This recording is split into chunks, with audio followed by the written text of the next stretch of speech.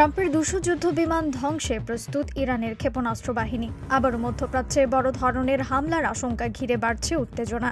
Iran কি সত্যিই মার্কিন সামরিক ঘাঁটিগুলোকে নিশানা বানাতে যাচ্ছে? আর ইসরায়েল কি এবার সরাসরি ইরানের পারমাণবিক কেন্দ্রে হামলার সিদ্ধান্ত নিতে পারে? এমন সব প্রশ্ন এখন ঘুরছে আন্তর্জাতিক অঙ্গনে। আর এই নতুন উত্তেজনার কেন্দ্রে রয়েছেন বেঞ্জামিন নেতানিয়াহু। সাম্প্রতিক সময়ে মধ্যপ্রাচ্যের পরিস্থিতি আবারও অস্বাভাবিকভাবে উত্তপ্ত হয়ে উঠেছে।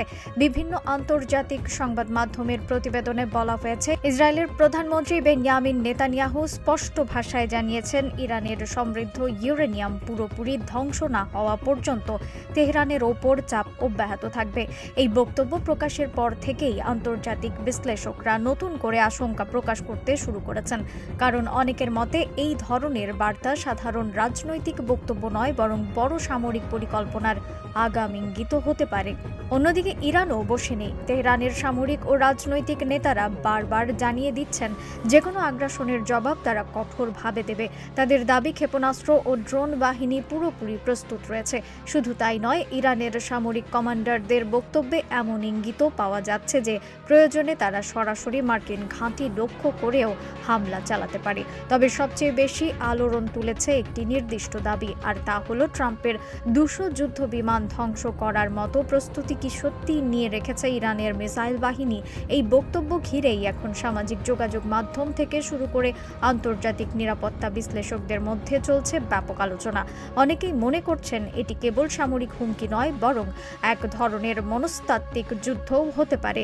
কারণ অতীতেও ইরান ও যুক্তরাষ্ট্রের মধ্যে এমন উত্তেজনাপূর্ণ বার্তা আদান প্রদান বহুবার দেখা গেছে। এদিকে ডোনাল্ড ট্রাম্প এর নাম ঘিরেও নতুন করে আলোচনা শুরু হয়েছে।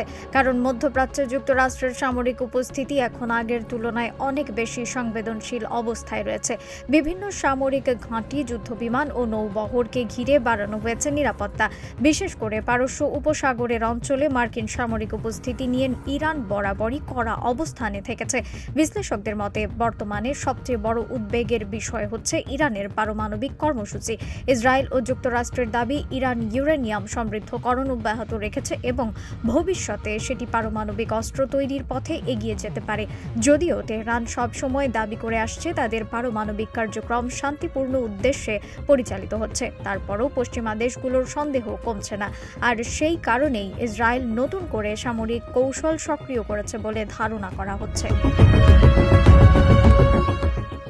অন্যদিকে ইরানের বার্তাও স্পষ্ট, তারা নিজেদের প্রতিরক্ষামূলক অবস্থানে রয়েছে বলে দাবি করলেও তাদের বক্তব্যে প্রতিনিয়ত উঠে আসছে পাল্টা হামলার হুঁশিয়ারি। বিশেষ করে ইরানের সামরিক কমান্ডাররা বারবার তিনটি বিষয় সামনে আনছেন: উন্নত ক্ষেপণাস্ত্র প্রযুক্তি, আত্মঘাতী ড্রোন সক্ষমতা এবং মধ্যপ্রাচ্যে থাকা মার্কিন সামরিক ঘাঁটিগুলোকে লক্ষ্যবস্তু বানানোর ক্ষমতা। তবে সামরিক বিশ্লেষকদের একাংশ মনে করেন ২০০ যুদ্ধ বিমান ধ্বংস ধরনের বক্তব্য অনেক সময় বাস্তব সামরিক সক্ষমতার চেয়ে বেশি মনস্তাত্ত্বিক চাপ তৈরির উদ্দেশ্যে ব্যবহার করা হয়। কারণ যুদ্ধ শুরুর আগেই প্রতিপক্ষের মধ্যে ভয় ও অনিশ্চয়তা তৈরি করা আধুনিক সামরিক কৌশলের গুরুত্বপূর্ণ অংশ। বিশেষ করে মধ্যপ্রাচ্যের মতো অস্থিতিশীল অঞ্চলে তথ্যযুদ্ধ এখন সরাসরি সামরিক শক্তির মতোই গুরুত্বপূর্ণ হয়ে উঠেছে।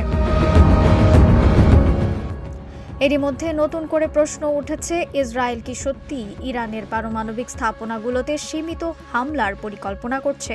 কারণ অতীতেও ইসরায়েল একাধিকবার ইরানের পারমাণবিক কর্মসূচিকে নিজেদের নিরাপত্তার জন্য বড় হুমকি হিসেবে উল্লেখ করেছেন। এমনকি বিভিন্ন সময়ে গোপন অভিযান ও সাইবার হামলার অভিযোগও উঠেছে। ফলে বর্তমান উত্তেজনার মধ্যে পরিস্থিতি কোন দিকে যেতে পারে তা নিয়ে বাড়ছে অনিশ্চয়তা।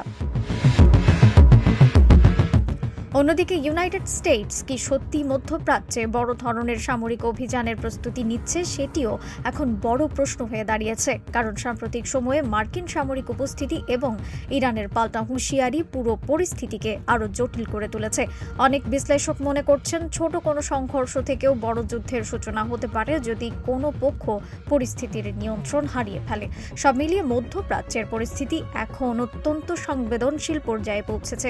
একদিকে ইসরায়েলের চাপ, অন্যদিকে ইরানের সামরিক প্রস্তুতি। দুই পক্ষের বক্তব্যই আন্তর্জাতিক অঙ্গনে নতুন উদ্বেগ তৈরি করছে। তবে বাস্তবে কতটা সামরিক পদক্ষেপ নেওয়া হবে তার কতটা কূটনৈতিক চাপ সৃষ্টি করার কৌশল সেটাই এখন সবচেয়ে বড় রহস্য। কারণ এখন পর্যন্ত কোনো পক্ষ সরাসরি পূর্ণ মাত্রার যুদ্ধের ঘোষণা দেয়নি, কিন্তু বক্তব্য, সামরিক প্রস্তুতি এবং পাল্টাপাল্টি হুঁশিয়ারিতে পুরো অঞ্চল যেন অদৃশ্য এক যুদ্ধের দিকে ধীরে ধীরে এগিয়ে যাচ্ছে।